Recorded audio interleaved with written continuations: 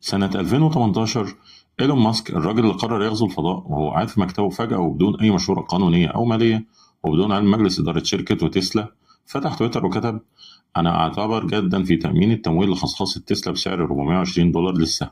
تغريدة واحدة بس من مزاجه الخاص في أقل من ساعة وسوق الأسهم انقلب رأسا على عقب. النتيجة الفورية والمادية الصادمة هو انهيار سهم تسلا مؤقتا، تحقيق فوري من هيئة الأوراق المالية الأمركية بتهمة الاحتيال على المستثمرين والتلاعب بالسوق، إجباره على دفع غرامة $20 مليون شخصيا، وإجباره على الاستقالة من رئاسة مجلس إدارة تسلا لمدة 3 سنين، ووضع مراقبين قانونيين داخل شركته، خسارة شخصية ومهنية فادحة بسبب ثقة عمياء في لحظة اندفاع. تخيل إن عبقري العصر نفسه ودماغه العبقري ضحك عليه في ثانية ضرور. طب لو ده حصل له كده، أمال إحنا هيحصل لنا إيه؟ الحقيقة الصادمة إن دماغك في لحظات معينة هو أكبر خصم ليك، وده مش لضعف فيك بل لأن وظيفته الأساسية هي حمايتك نفسيا، حتى لو كان الثمن تدميرك واقعيا. يلا بينا نعرف ونتكلم أكتر عن الموضوع ده.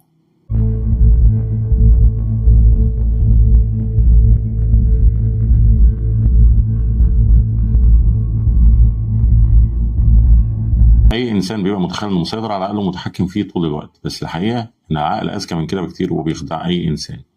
تعال نشوف إزاي بيعمل كده، بس الأول لايك وشير وزر الجرس عشان دايما يوصلكم كل جديد. محامي الدفاع اللي بيبرر الكارثة. دماغك ما بيشتغلش كقاضي نزيه، بل بيشتغل كمحامي دفاع عن صورتك قدام نفسك. وظيفته هي تبرير أخطائك، حماية كبريائك، وإيجاد مخرج نفسي يخليك دايما مؤمن إن أنت صح. عشان أقرب لك الموضوع أكتر، خلينا ناخد مثال واقعي.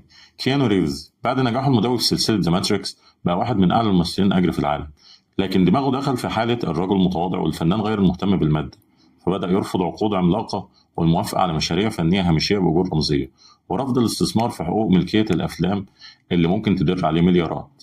التبرير الداخلي للدماغ: أنا مش جشع والفن أهم من المال، النقاء الفني هو كل شيء. بس النتيجة الواقعية إنه خسر عشرات الملايين من الدولارات كان ممكن تكون ثروة تضمن مستقبله الفني والمالي. كمان دخوله في فترة ركود مهني طويلة بسبب اختياراته النقية الغير تجارية واعتماده على مشاريع الآخرين بدل من بناء إمبراطوريته الفنية المستقلة.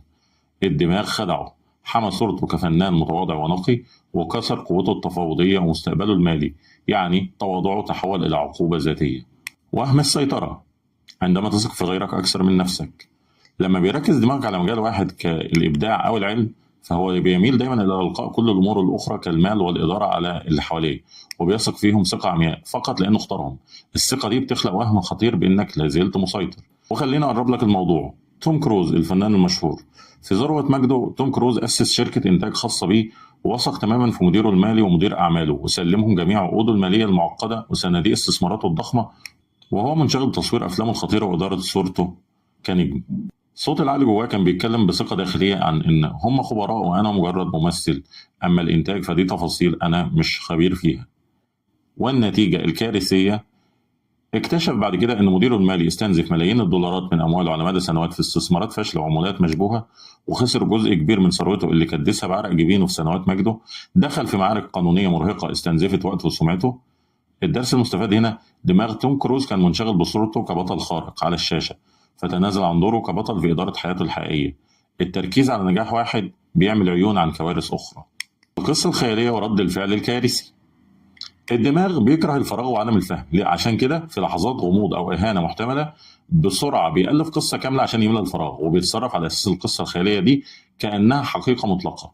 وخليني أحكي لك، كريستيان بيل أحد نجوم هوليوود، أثناء تصوير فيلم ترمينيتور سالفيشن سمع إن مدير التصوير والمسؤول عن الإضاءة دخل لمكانه الخاص على مجموعة التصوير من غير استئذان، وبناء عليه دماغ بيل بنت قصة كاملة: الراجل ده بيتجسس على مكاني وبيتحدى نجوميتي ولازم أرد.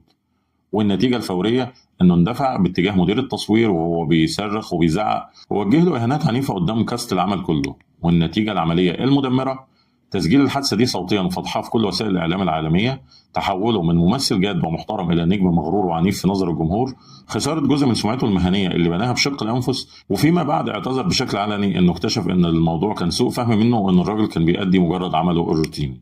هو ببساطة اتصرف على القصة اللي ألفها في دماغه ومش على الواقع، والنتيجة إنه دفع الثمن ده من سمعته. إدمان الألم المألوف. ليه بنعيد تدمير نفسنا؟ الدماغ بيفضل الجحيم اللي يعرفه على جنة ما يعرفش طريقها.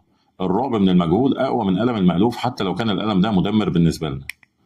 وخلينا أحكي لك، بريتني سبيرز المغنية المشهورة أميرة البوب العالمية اللي عاشت تحت الوصاية القانونية لوالدها لمدة 13 سنة.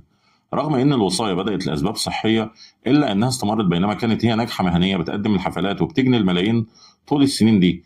كانت تقدر إنها تطعن في الوصاية وتحرر نفسها بالقانون، لكنها ما عملتش كده إلا مؤخرا. والسبب النفسي العميق إن دماغها اتعود على نمط الضحية والفتاة التي تدار. الخوف من تحمل مسؤولية كاملة عن حياتها وثروتها ومشاريعها كان مرعب أكتر من ألم الوصاية عليها. والنتيجة ضياع 13 سنة من حريتها وسيطرة الآخرين على مصيرها ومعاناة نفسية هائلة.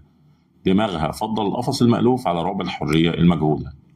خليني أقول لك إزاي تراقب دماغك قبل ما يخدعك. دماغك مش عدوك، هو أداة رائعة، لكن الأداة دي محتاجة لمراقب. عشان كده خد بالك قبل أي قرار مهم، اسأل: هل أنا ببرر دلوقتي ولا بحاول أظهر بطل أو ضحية أو طيب أكتر من حاجتي الحقيقية؟ قبل ما تسلم أمر مصيري لشخص، اسأل: هل أنا متكاسل عن فهم التفاصيل؟ هل أنا برمي المسؤولية عشان أريح عقلي؟ قبل ما ترد على إهانة أو موقف، اسأل: هل دي حقيقة ولا قصة أنا ألفتها في راسي خلال 10 ثواني؟ وقبل ما تبقى في وضع مؤلم، اسأل: هل أنا خايف من التغيير؟ وهل الجحيم المألوف أسهل من جنة معرفش إزاي أوصل لها؟ لحظة المراقبة الواعية دي هي الفرق بين إنك تتحكم في عقلك وبين إنه يكون هو المتحكم فيك. دماغك أداة عظيمة، فما تخليهوش يبقى سجان عليك. كونوا واعيين. لايك وشير وزر الجرس عشان دايما يوصلكم كل جديد. في النهاية، المشاعر، الأفكار والسلوكيات اللي شفناها دلوقتي كلها أجزاء من نفسك. في الجانب الرمادي كل حلقة بنفتح لك نافذة على أعماقك من غير تعقيد أو ضغط. خد وقتك، لاحظ، فكر وحس، لأن فهم النفس مش سباق، ده رحلة مستمرة خطوة بخطوة. وأشوفكم الحلقة الجاية.